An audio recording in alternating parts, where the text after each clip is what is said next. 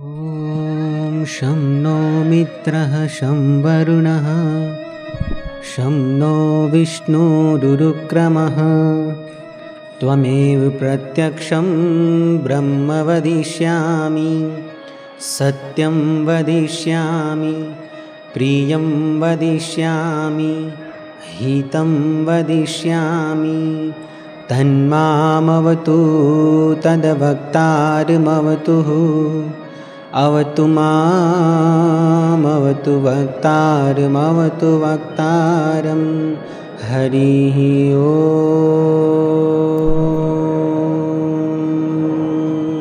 हरिः ओम्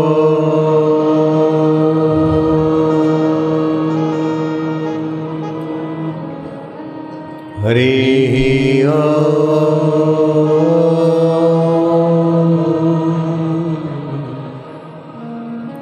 भयनाशन दुर्मतिहरण भयनाशन दुर्मतिहरण कलि में हरि को नाम कलि में हरि को नाम निश दिन नानक जो जपे निश दिन नानक जो जपे सफल होई सब काम सफल होए सब काम हरि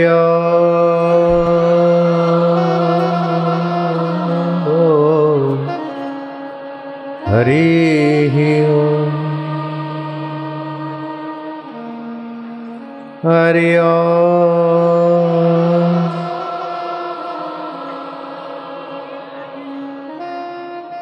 हरि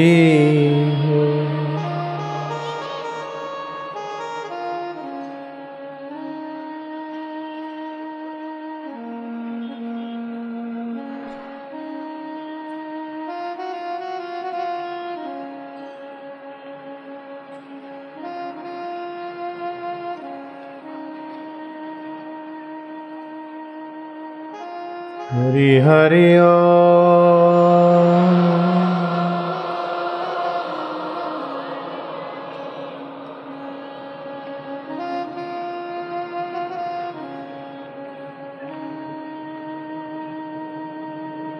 हरि ओम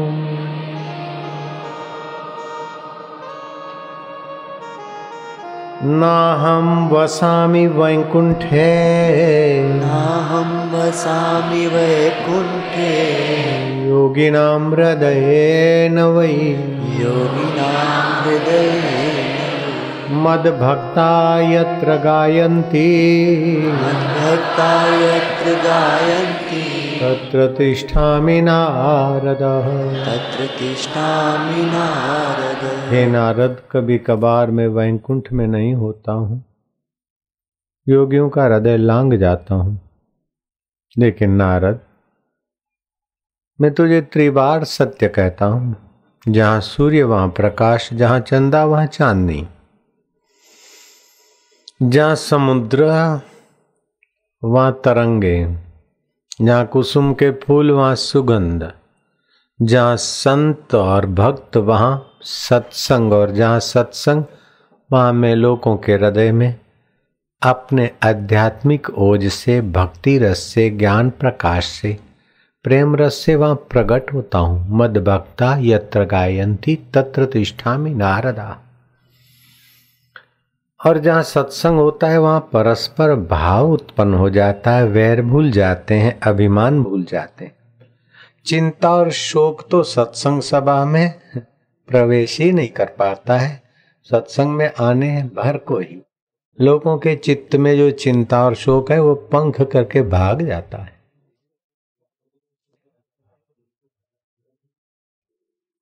तीर्थों में स्नान करने से पुण्य लाभ होता है, संत मिले तो धर्म, अर्थ और मोक्ष के द्वार की खबर पड़ती है।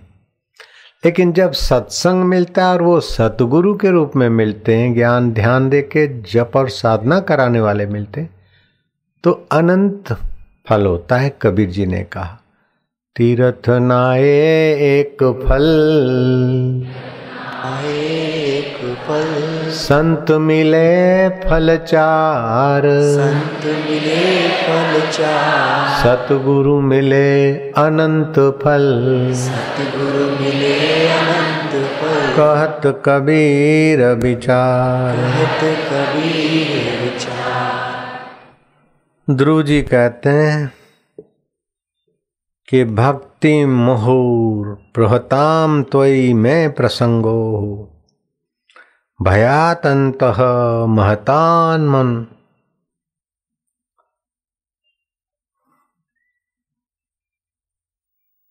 हे प्रभु, हमें ऐसी जगह पर ही निवास देना, ऐसी जगह पर ही हमें भेजना जहाँ भगवान के भक्त और संत हो, जहाँ तुम्हारी कथा हो। कथा कीर्तन जा घर भयो, संत भय मेहमान, वा घर प्रभु वासा किनो, वो घर है वैकुंठ समान। एक घर होता है जो 4 दीवारी का होता है, दूसरा घर है जहाँ जीवात्मा अपने हृदय में रहता है। तो जिसके हृदय में कानों के द्वारा भगवान की कथा आई, वह घर वैकुंठ के समान है।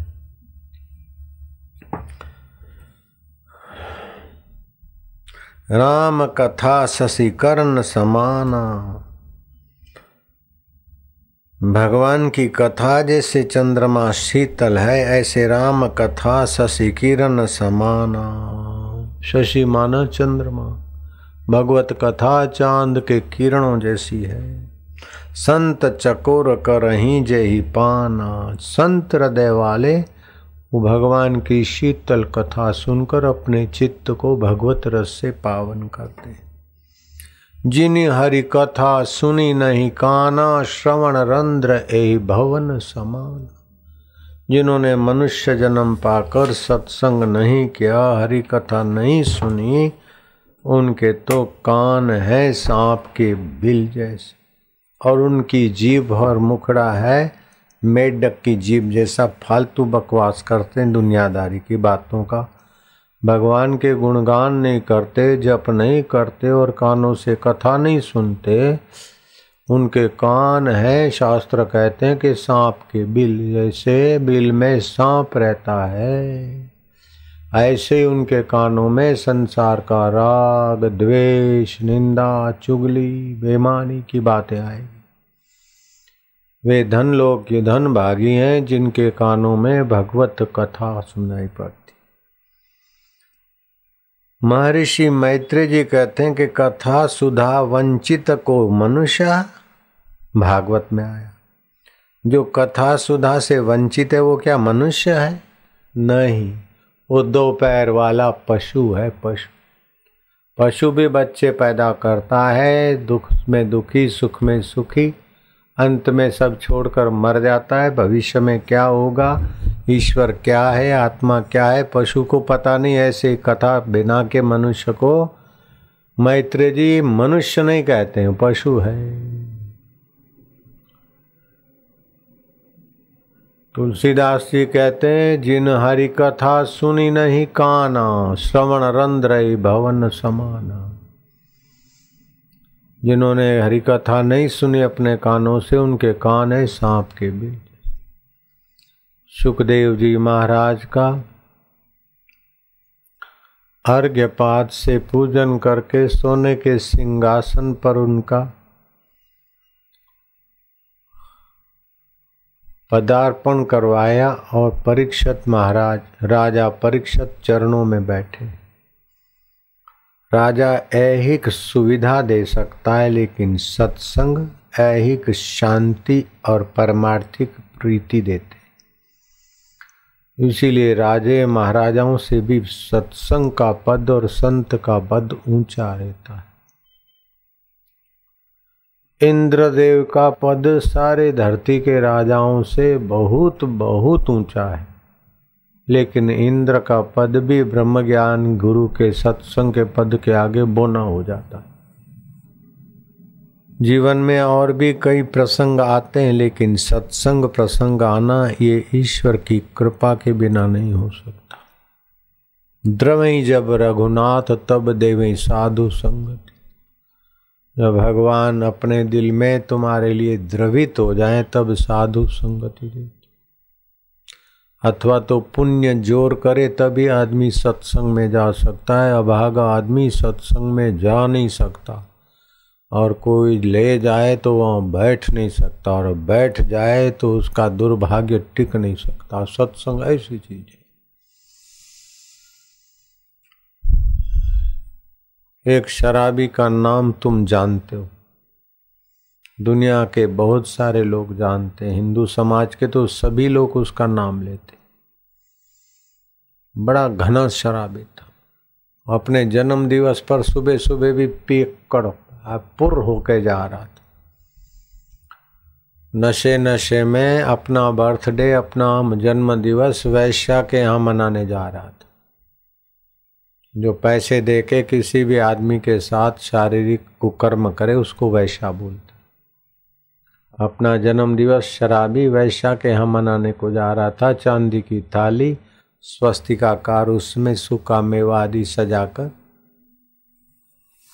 ले जा रहा था। नशे नशे में कहीं धरती पर ईंट का रोड़ा, पुरानी कोई कुटीर थी, खंडेर था, उसका पत्थर जमीन में गड़ा हुआ था, टकराया, उससे धड़ाक से गिर पड़ा।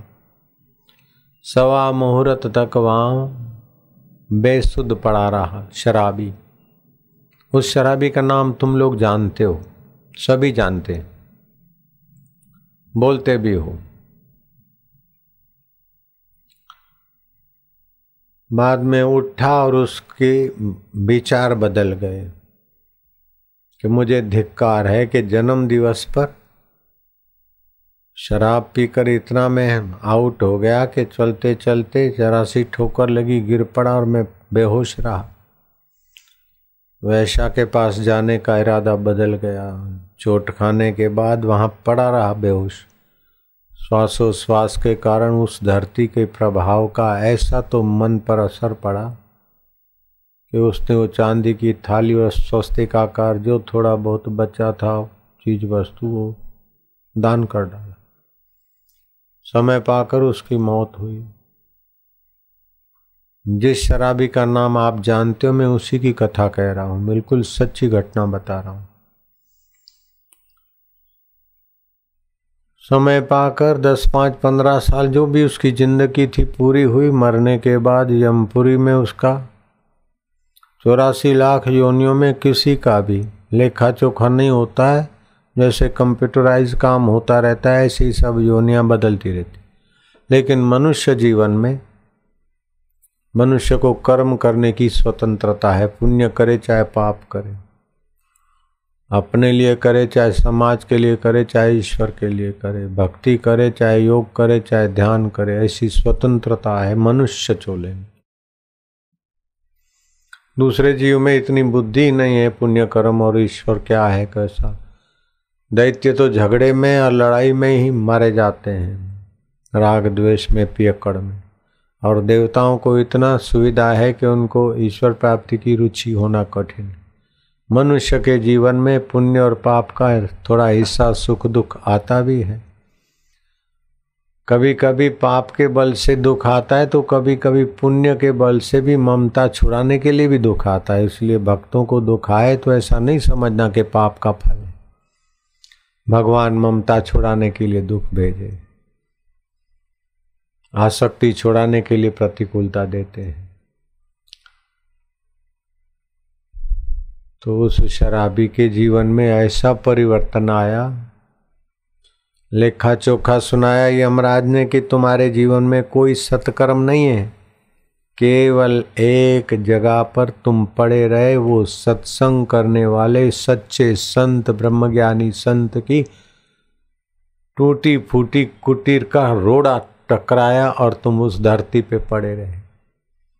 तो ब्रह्मज्ञानी के संग सवा मुहूर्त तुमने बिताया है और जो कुछ था वो सत्कर्म में लगाया, चाहे चांदी की थाली या वो मेवा फेवा। इसलिए तेरे को सवा मुहूर्त के लिए इंद्र पदवी का सुख मिलेगा वैभव। बाद में तुझे हजारों वर्ष की नरक की यातनाएं सहनी।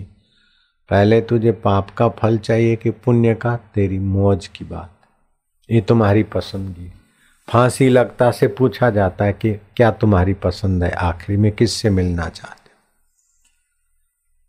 सवा मुहूर्त का इंद्र पद सुख भोगने के लिए हजारों साल इंतजार करें, चलो ये भोग ले फिर नरक में भेजना। सवा मुहूर्त तक इंद्र पदवी का सुख भोगने को बिठाया। अब एक बात ध्यान देना, अपने यहाँ का सवा मुहूर्त, एक मुहूर्त 1.5 घंटे का होता है, मतलब 16 मुहूर्त हुए 24 घंटे। तो आपका 1 साल बीतता है तब इंद्रलोक का 1 दिन होता है। तो अब सवा मुहूर्त इंद्रलोक के हिसाब से गिन लेना, समझ गए?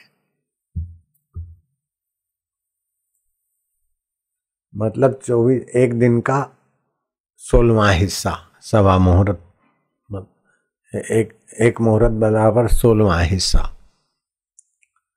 तो 1 साल का 16वां हिस्सा, उतना समय। 16वां हिस्सा सवा का समझ लो, 1 साल का 12वां हिस्सा मान लो, तो 1 महीना मान लो, थोड़ा इधर उधर हो सकता। तो इतना समय तुम्हें इंद्र पदवी का सुख मिलेगा। सोचा कि अब इतना इंद्रलोक का सवा मुहूर्त तो अपनी कथा हो जाती, 2 घंटे सवा मुहूर्त हो गया, तो इसमें क्या राज करना, क्या मौज करना, आखिर तो छोड़ के जाना है, तो अच्छा क्यों न कर ले। तो वशिष्ठ महाराज का मानसिक चिंतन क्या, और स्वर्ग में जिसका चिंतन करते उसको बुलाने की व्यवस्था भी है, प्रकट भी हो जाती। यहाँ यंत्र काम करते, वहां मंत्र काम करते हैं। ऐसा भी जमाना था कि मनुष्य पशु पक्षियों की बोली बोल भी सकता था और समझ भी सकता था। जैसे गुजराती भाषी हिंदी की बोल सके और समझ सके, अंग्रेजी भाषी हिंदी वाले को समझ लेता, बोल लेता है। जैसे 2 भाषा, 4 भाषा, 6 भाषा, ऐसे मनुष्य पशु पक्षी भाषा भी थे। और फिर समय पाकर नाड़ियां, उस प्रकार का खान पान और कूड़ कपट के कारण वो योग्यता वाली नाड़ियां बंद हो गई। रामकृष्ण ने सच्चाई से साधना की तो वो नाड़ी खुल गई। रामकृष्ण परमहंस की तो पशुओं की भाषा समझ सकते थे कि बिल्ली ऐसा बोल रही है, चूहा ऐसा, कुत्ता आपस में ये बोल रहे हैं, भैंसे आपस में माँ पुकार रही। वो उसकी माँ बोला मैं यहाँ हूँ, फिक्र मत कर, माँ माँ। अपनी अपनी बोली वो समझते। रामकृष्ण भी समझ जाते थे कि क्या बात कर रहे हैं आपस में। गाय ने ऐसा बोला, बैल ने ऐसा कहा। जब हम कथा सुनते थे तो सोचते थे ये कैसे हुआ, लेकिन अब पता चला कि पहले मनुष्य समझते थे उनकी बोली और बोल भी सकते थे। रामकृष्ण जब समझ और बोल सकते हैं या थोड़ी या समझते हैं तो जरूर उनकी नाड़ी खुली तो हमारी नाड़ी बंद है, बाकी है तो वही परंपरा। तो वशिष्ठ महाराज आए, उनको स्वर्ग की कामधेनु गाय दे डाली। विश्वामित्र का आह्वान किया, उच्च श्रवा घोड़ा उनको दे डाला। कौंडिन्य ऋषि को का आवाहन किया, इज्जत से उनका पूजन करके कौंडिन्य ऋषि को स्वर्ग की मणि दे डाली। तो स्वर्ग का जो विशेष वैभव था उसने सवा मुहूर्त में उपभोग नहीं किया, उपयोग कर डाला। आप भोजन का उपयोग करो स्वास्थ्य के लिए, लेकिन मजा लेने के लिए ठांस के खाया तो उपभोग किया, या तो डायबिटीज, या तो शरीर टूटना, या तो 2-4 बार ऐसे खाया तो बुखार आना पक्का है।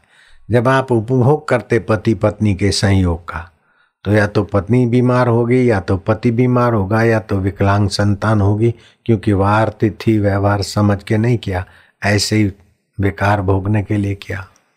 अमावस्या को व्यवहार किया पति पत्नी का तो विकलांग संतान होगी। दिवाली की रात जप करने से 1000 गुना फल होता है, लेकिन दिवाली की रात संभोग करने से 1000 गुना पाप लगता है और विकलांग संतान आती है। दिवाली की रात आएगी, उसका फायदा उठाना, जप ध्यान करके 1000 गुना फायदा उठाना। ऐसे होली की रात, शिवरात्रि की रात, जन्माष्टमी की रात, दिवाली की रात, ये 4 महारात्रि ऐसे अमावस्या और पूर्णिमा, उन तिथियों में भी संसार व्यवहार करना खतरे से खाली नहीं है। तो महाराज अब अपना वैभव एक एक दे डाला। सवा मुहूर्त पूरा हुआ। इंद्र ने जाकर गुरु को कहा कि ये तो सवा मुहूर्त में सारा इंद्र मेरा वैभव नष्ट कर रहा है। बोले इसने उपयोग किया और तुम उपभोग करते, अभी तुमको तृप्ति नहीं मिली, इसने उपयोग करके अभी परम पद की यात्रा कर रहा। देखो क्या होता है। इतने में चित्रगुप्त का आदमी आया कि अब तुम्हारा नरक का फंदा माफ हो गया, क्योंकि तुमने वस्तु जो अपने अधिकार का था उसका उपभोग नहीं किया, सत्य उपयोग किया सत्य के नाते।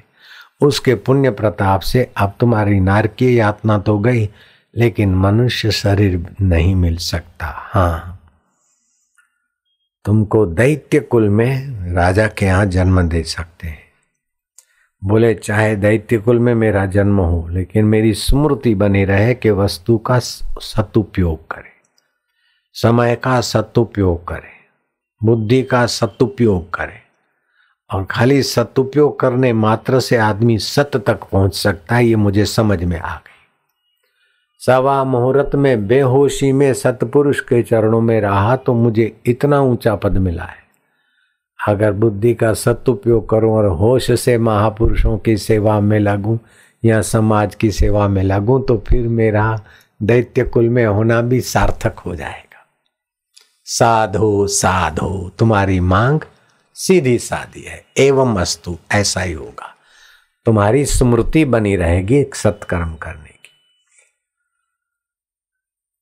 वह दैत्य कुल में जन्मा और उसका नाम बलि पड़ा, उसको राज्य मिला बलि राजा।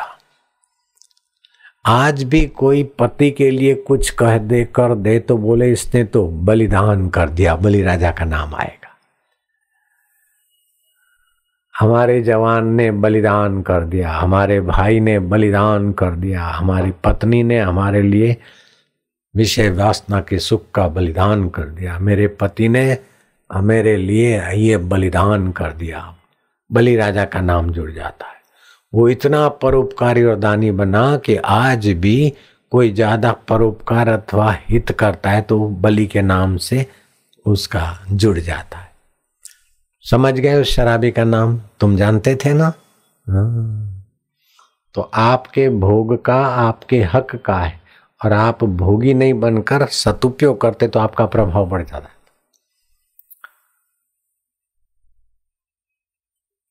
मेरे को जो मिलता है और मैं अपने लिए और अपने बेटे के लिए और पत्नी के लिए और बेटों के लिए रहूं, खाऊं पीऊं मौज करूं, तो ऐसा आनंद मेरे को भी नहीं हो सकता और तुमको भी नहीं दे सकता और इतना प्रभाव भी नहीं हो सकता। लेकिन आता है और बहुतों के लिए हित में अभी वो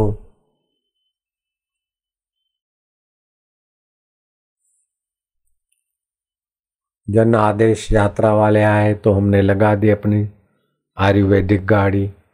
बोले उनको बुखार बहुत है जो पैदल चल रहे हैं, ठंड में सोते हैं। हमने कंबल मंगवा लिए, कंबल बांटेंगे, बर्तन मंगवा लिए और मिठाई बनवा ली, पैक भी करवा ली। अब वो जाएंगे बेचारे तो अपने अपने गांव में अपने अपने घर में जाके दिवाली मनाए। तो हमारे को तो खुशी हो रही है कि हमारे पास जो चीज़ वस्तु है उसका सदुपयोग हुआ।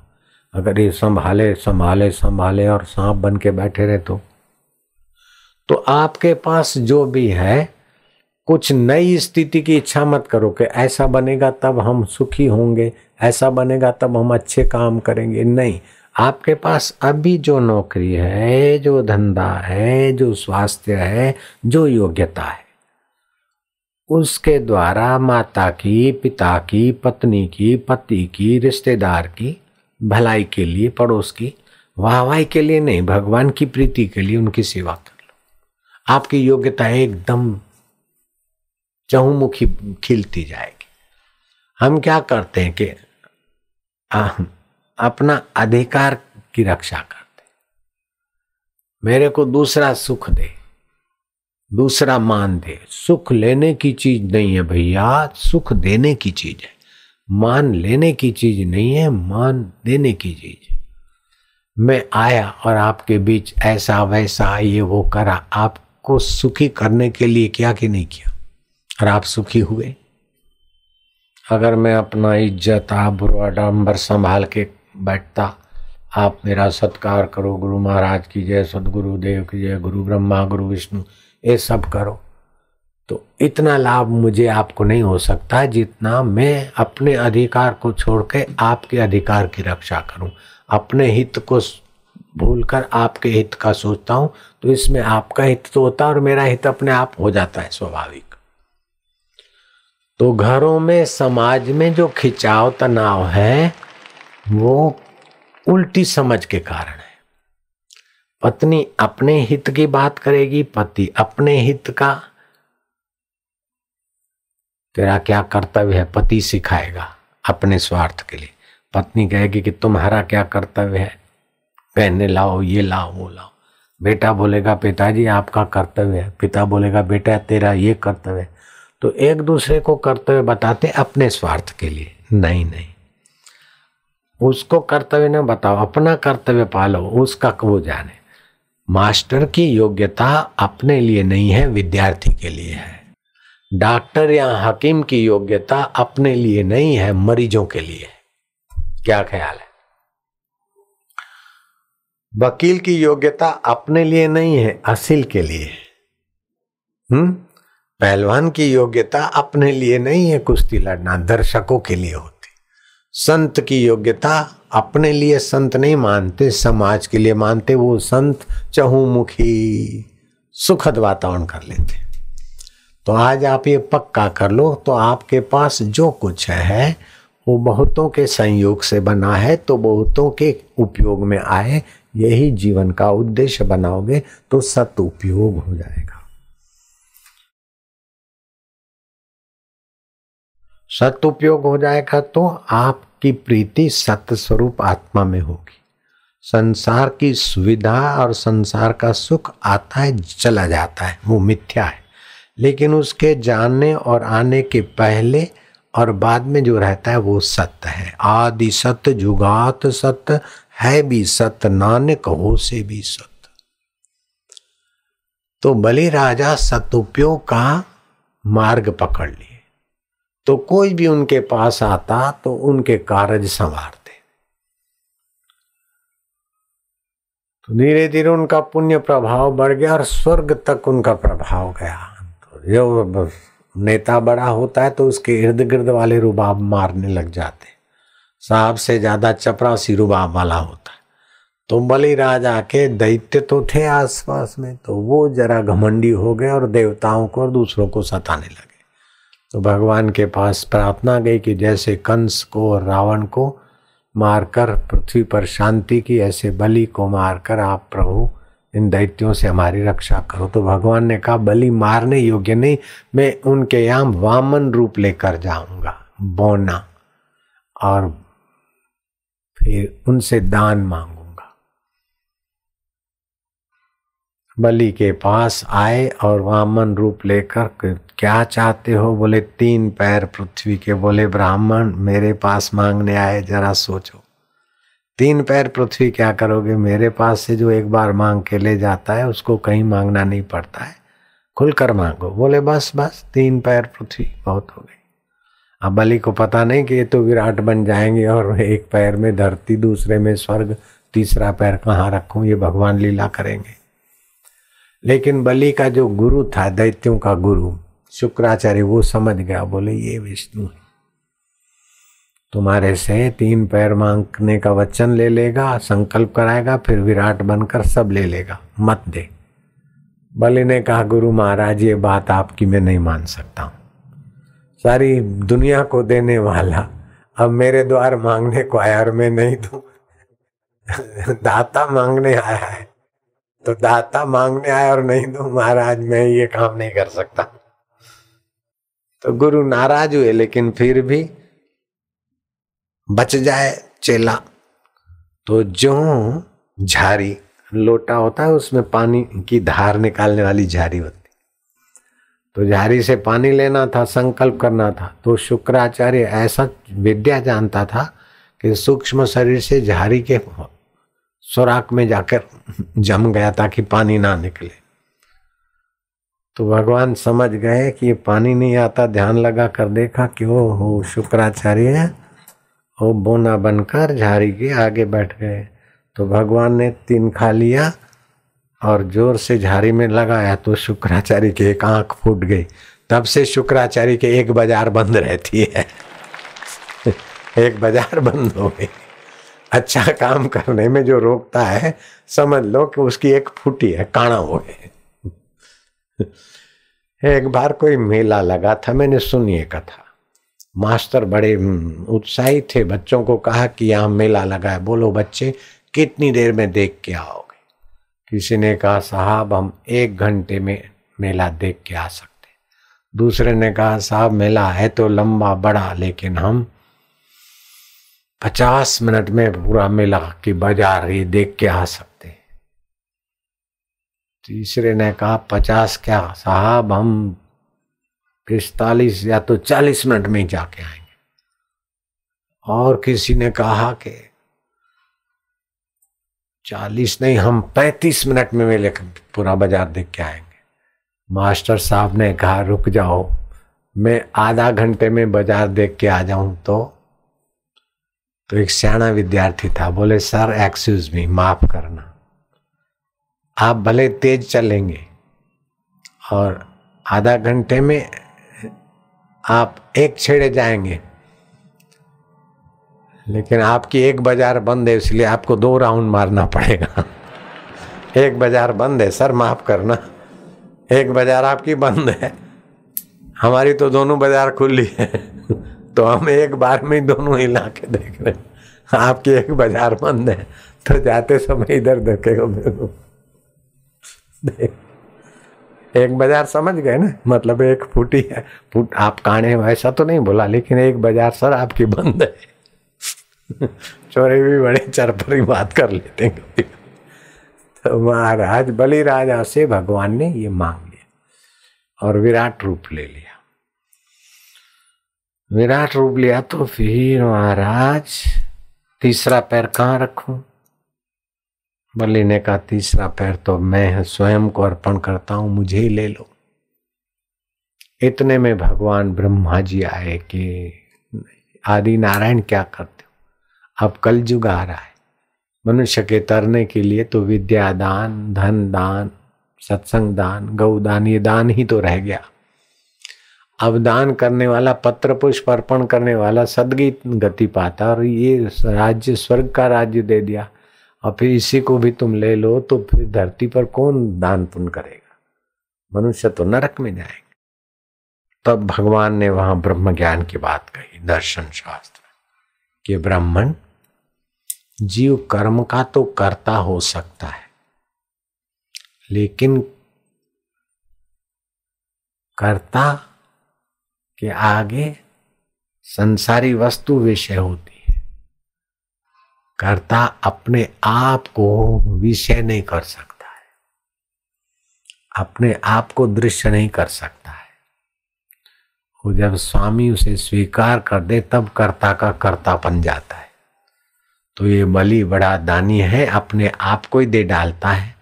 तो मैं इसको अपने, इसके हमको, इसके अपने आपे को लेकर मैं इसका सेवक बन जाऊंगा।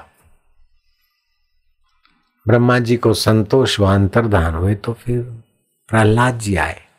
तो क्यों प्रहलाद, तुम्हारे परिवार वाले तुम्हारे प्रपौत्र को हम ठग रहे हैं ऐसा लगता है क्या? बोले नहीं, मेरा जन्म सार्थक और मेरा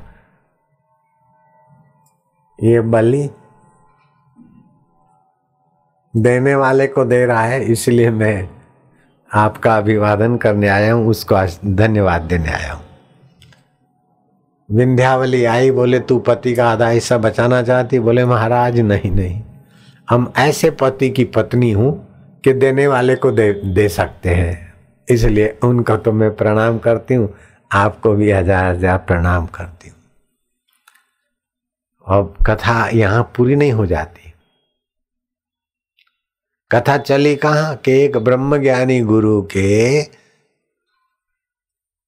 खंडेर के रोड़े से शराबी टकराया और वो शराबी सत्संग का आश्रय, सत्कर्म का आश्रय, सत्संग की बात को पकड़कर कितना महान होता है कि ब्रह्मा जी बिना बुलाए आते हैं, प्रहलाद जी बिना बुलाए आते हैं और अपने कुल में ऐसा दीपक हुआ उसको आशीर्वाद बिना बुलाए देते हैं। लेकिन कथा यहाँ संपन्न नहीं हो जाती, अभी चलती। बलि राजा को भगवान ने सुतल का राज दिया और इतना सारा दान में लिया है तो बदला देना ही पड़ता है।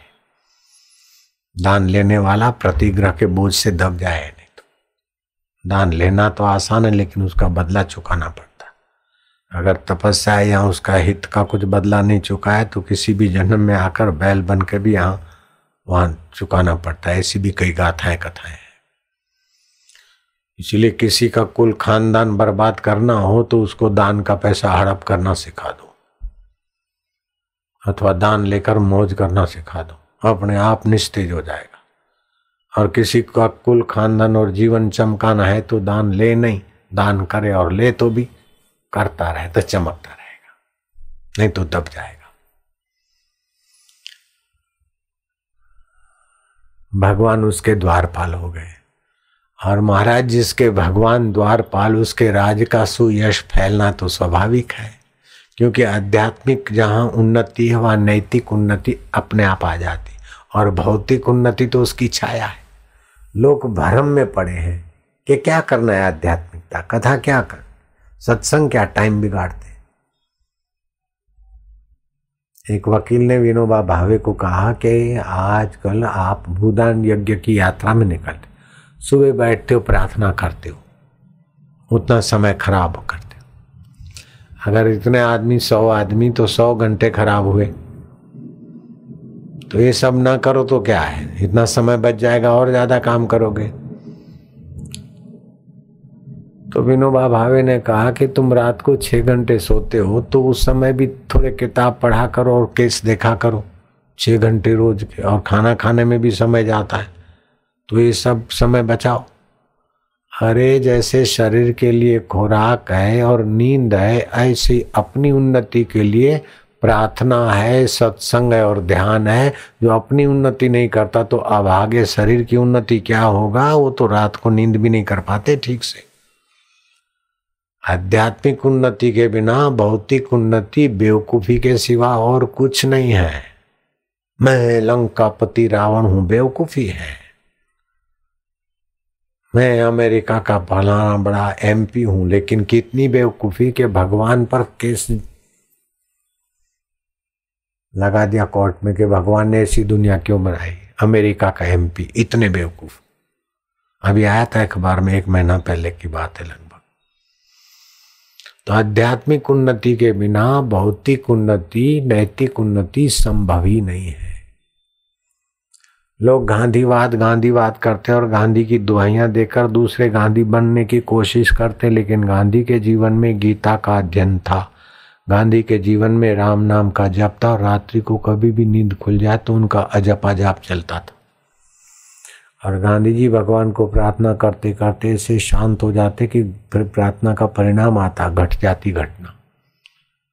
तो कई गांधी बनने के लिए सामाजिक काम करते हैं। अभी पद यात्रा में भी कोई गांधी बन गया है, लेकिन मैंने जांच करवाई कि वो हूँ सज्जन, न राम नाम जपते न गीता पाठ करते। अभी तो रात को पत्नी के, अंग्रेज महिला को पत्नी बनाया, उसके साथ खुलेआम आराम करते हैं एक ही चटाई पर। गांधी जी बड़े संयम से रहते थे। हालांकि वे काम विकार करते हैं, ऐसा मैं आरोप नहीं करता हूँ, या नहीं करते हैं ऐसा मैं दुआई नहीं देता हूँ, लेकिन पति के शरीर का चुंबकत्व और पत्नी के शरीर का चुंबकत्व साथ में सोने से दोनों का नष्ट होता है, प्रभाव क्षीण हो जाएगा। अलग से रहना चाहिए। मैंने बेटे को जन्म दिया है, बेटी को जन्म दिया है, लेकिन 44 साल हो गए शादी किए, 46 साल, 46 घंटे तो क्या 23 घंटे भी हम साथ में नहीं रहे। तो मैं ये सब प्राइवेट बातें आपको इसलिए बता रहा हूं कि आप अपना जो पलंग है ना, बेडरूम, वो दोनों साथ में आराम करने वाला हो तो ये गलती बंद करके हो। अपना अलग आराम करो, इससे आपकी आयु, आरोग्य और पुष्टि में रक्षा होगी। तो गांधी जी इस प्रकार के संयम का महत्व जानते थे, साधु जीवन जीते थे, महात्मा का व्यवहारिक जीवन जीते थे। महात्मा के कपड़े नहीं थे, लेकिन महात्मा जैसा संयम था गांधी जी में। गांधी जी लिखते हैं कि मैं अपने आप को निसंकोच सर्टिफिकेट दे सकता हूं कि मैंने बिना विचारे कोई शब्द नहीं बोला होगा आज तक, और बिना विचारे एक शब्द मेरी लेखनी से मैंने नहीं लिखा होगा। वे तो साधुओं के साधु हैं। और शेख मेहताब की दोस्ती के कारण मैं लंदन में पढ़ता था, तो वैश्या के यहाँ काला मुंह करने के लिए हम पहुंच गए थे। लेकिन माँ को वचन दिया था कि परदेश में हम सुरा और सुंदरी के चक्कर में नहीं पड़ेंगे। अब माँ को वचन दिया था राम जी के सामने, भगवान के चित्र के सामने, हे राम, अब माँ को वचन दिया अभी बचाओ, राम राम राम अंदर में। ऐसा मैंने चिंतन किया तो वो अंतर्यामी राम ने वैशा के मन में ऐसा कुछ भर दिया कि वैशा मेरे को देखकर चिढ़ गई। है बड़ी बड़ी आंख और आग बबूली हो गई कि मैं तो है पूंछ दबा के जैसे कुत्ता भागता है, ऐसे मैं तो खड़े पैर वापस भागा। लेकिन शेख मेहताब सेक्सी दोस्त मिला था, फिर से तैयार करके कुछ समय के बाद ले गया, और फिर मैं गया। मैं इतना गिरा हुआ, ये सच्चाई गांधी जी की मुझे बहुत बहुत आकर्षित करती है। गांधी जी को मैंने देखा नहीं है, लेकिन उनके साहित्य की सच्चाई, उनके व्याख्या की सच्चाई हमारे दिल को बहुत बहुत प्रभावित करती है। भगवान की कथा में हम गांधी जी की चर्चा ले आते, संकोच नहीं होता। तो कई गांधीवादी बनना अथवा गांधी बापू बनना चाहते, लेकिन गांधी का बेसिक क्या है? आध्यात्मिक मुख्य है, फिर नैतिकता मजबूत है, और फिर भौतिकता में सफलता है। राम जी के जीवन में आध्यात्मिकता है। श्री राम जी रोज सुबह ध्यान समाधि करते, श्री कृष्ण ध्यान समाधि करते। तो जन आदेश यात्रा वाले जो गांधी बने हैं, उनके जीवन में हमने जांच करवाई तो ये चीजें नहीं मिली। अगर ये चीजें थोड़ी भी होती तो हम भी उनके साथ आज पहुंच जाते। जय राम जी की। और फिर कई मिशनरियों का भी अंदर हाथ है, ये भी रिपोर्ट मेरे पास आया। भलाई बुराई सबके हृदय में छुपी रहती है। भगवान सबकी भलाई का विभाग विकसित करे, सबका भला। जय राम जी की। सुमति कुमति सबके उर रही, वेद पुराण निगम असकाए। अच्छाई बुराई सभी मनुष्यों में, सभी सरकारों में, सभी नेताओं में, सभी राजाओं में, हम में, तुम में, सब में रहती। तो भगवान करे सभी की भलाई का हिस्सा बढ़े, परस्पर भावयन्तु। तो यहाँ ध्रुव जी कहते हैं कि जहाँ आपकी कथा होती है वहाँ परस्पर लोगों के भलाई के भाव बढ़ जाते हैं। जहाँ आपकी कथा होती है वहाँ राग द्वेष शांत हो जाता है। जहाँ भगवत कथा होती है वहाँ संकीर्णता दूर हो जाती है। जहाँ भगवत कथा होती है वहाँ सुमति हो जाती है, और जहाँ सुमति होती है वहाँ संपत्ति बढ़ जाती है। तो जहाँ भगवान स्वयं चौकीदार हो तो बलि राजा की सुमति संपत्ति सब बढ़ गया। तो रावण को लगा कि बलि का इतना नाम, सुतल में रहने वाला बलि, और लंका में उसका डंका बज रहा है, बलि राजा की जय कर रहे हैं। मैं लंका पति रावण, बलि मेरे से यशस्वी कैसे हो सकता है? रावण अपनी विद्या के बल से सुतल लोक में गए। कथा आगे चलती है कि बलि को ललकारूंगा, अगर युद्ध चाहता है तो सैन्य युद्ध करेंगे, नहीं तो मल्ल युद्ध से फैसला हो जाए। दो हाथ। रूप बदलने की विद्या जानता है रावण, उड़ने की विद्या जानता है, अस्त्र शस्त्र मंगाना जानता है, ये सब था वो समय। गया तो वही चपरासी मिला। कौन? तुम्हारा बाप। तुम्हारा हमारा जो ताऊ लगता है वो भगवान। भगवान सर्वव्यापक होते हुए अपने संकल्प से एक हिस्से में कहीं बालक बन जाए, एक हिस्से में नारायण बन जाए। जैसे आप पूरे शरीर में, लेकिन सपने में अनेक रूप बन जाते, और एक रूप से आप लेने वाले बन जाते, दूसरे रूप से देने वाले बन जाते, तीसरे रूप से देखने वाले बन जाते, चौथे रूप से रेल के डब्बे बन जाते और 5वें रूप से वो हाकर बन जाते हो। भजिया गरम, आप ही बन गए भजिया वाला और भजिया भी। चाय पी ले, बम्बई का ठंडा हलवा खा ले, रबड़ी पूड़ी आबू की मशहूर भैया ले ले, अजमेर का दूध मिठा पी ले यार, सिंधी साईं का अजमेर का खीर मिठा। ये सब आप बन जाते स्वप्न में। जब जीवात्मा इतना बन जाता है तो परमात्मा वहीं बलि के यहाँ बोना बन जाए, वहां नारायण बने, ये संभव है उनके लिए। जब एक बापू यहाँ भी दिख जाते, अहमदाबाद वालों को भी दिख जाते, है ना।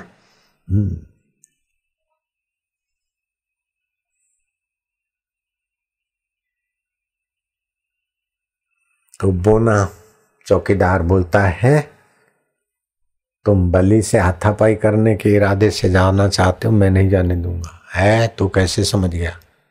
छोड़, तेरे साथ कौन मुंह लगे? चपरासी के साथ।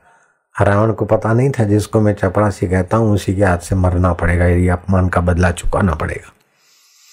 इसीलिए कभी भी किसी को छोटा मानकर तिरस्कार मत करो। उसके हृदय में बैठा हुआ परमात्मा न जाने कभी किस रूप में इस तिरस्कार की तुम्हारी खबर ले। छोटे से छोटे व्यक्ति के गहराई में तो बड़े में बड़ा परमात्मा सत्व है ना। किसी का अपमान ना हो। व्यवस्था करने के लिए भले तू तड़ाका करना पड़े, लेकिन अंदर से किसी का ना हो। दूसरे द्वार पे जाते तो वो ही बोना दिखता है। फिर तीसरे दरवाजे से जाते, बड़े परकोटे से छोड़ के छोड़। अरे तू सब जगह कैसे पहुंच जाता है? बोले तुम सब जगह काहे को भटकता है रावण? है लंकेश को भटकना बोलता है, छोटा मुंह बड़ी बात। अरे तो नहीं क्या कर लेगा? है अपने बराबरी का होता तो उसको दिखा देता दिन के तारे। तेरे से कौन भिड़े? अब मैं जाऊंगा तो क्या कर लेगा? ऐसा करके रावण बल प्रयोग से जाना चाहता था। जरा कोनी का धक्का मार के निकल जाओ। वो कोनी का धक्का मारे उसके पहले बोना चपरासी, वो चपरासी भी बन सकता है, उसको टोटा नहीं है। अभी भी कई रूपों में बना हुआ है चपरासी, वही बना बैठा है। और दाएं पैर के अंगूठे को रावण के पैर के बीच की गैप में डाल दिया। बातों बात रावण यूं करे तो उसने जरा सा अंगूठा दबाया तो रावण गुलाट खाता खाता खाता खाता लगा कैसियों में रावण को गुलाटियां खिलाओ तो जाकर लंका के सिंहासन पर बैठा। फिर कभी रावण ने नाम नहीं लिया कि बलि को जरा नीचा दिखाऊं। कहां तो एक शराबी और कहां रावण जैसे का मद तोड़ने वाला विश्वनीयता उसका चपरासी बन जाए। सत्संग की कैसी महिमा है, सत्संग का कैसा प्रभाव। कहां तो आंसूमल और कहां बापू जी।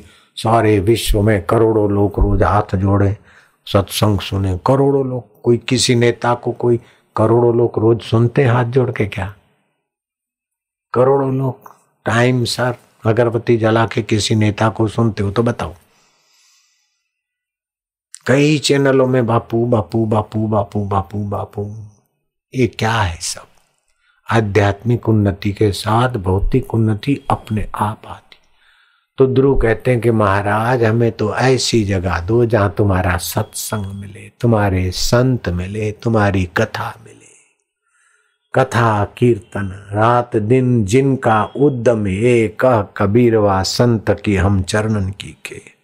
जिनके जीवन में कथा कीर्तन रात दिन है, ऐसा ही उद्यम है, उनके चरणों के हम जुत्ती भी बन जाएंगे तो तर जाएंगे। जो सत्संग सुनते हैं उनके शरीर से जो संतान उत्पन्न होगी वो भी देश के लिए, विश्व मानव के लिए, मानवता के लिए हितकारी होगी। तो भगवान शिव जी के तरफ से आप सभी को धन्यवाद देता हूँ। धन्या माता पिता धन्यो, धन्या माता पिता धन्यो, गोत्रम धन्यम कुलोद्भव, गोत्रं धन्यं कुलोद्भव, धन्या च वसुधा देवी, धन्या च वसुधा देवी, यत्र स्यात् गुरु भक्ततः, यत्र स्यात् गुरु भक्ततः। हे पार्वती उनकी माता धन्य है, उनके पिता धन्य है, उनका कुल और गोत्र धन्य है, जिनके हृदय में गुरु भक्ति है। माना तुम्हारे लिए आप सबको खूब खूब बधाई। नारायण भगवान करे कि आपका हमारा जीवन भगवान प्राप्ति के लिए ही मिला है और उसमें ही लगे। जो विचार भगवत प्राप्ति से खिलाफ का हो उन विचारों को, जो कर्म भगवत प्राप्ति के खिलाफ हो उस कर्मों को, जो संबंध भगवान से दूर ले जाने वाला उस संबंध को दूर से त्याग कर आप भगवत तरफ ही अपने जीवन की गाड़ी चलाएं। तो जो बलि राजा का मंगल करता है वो अंतर्यामी अभी तुम्हारे हृदय में भी मंगल करने के लिए तुम्हें प्रेरित करके यहाँ लाया है। वो प्रभ दूर नहीं, प्रभ तेरे कॉल है। ओ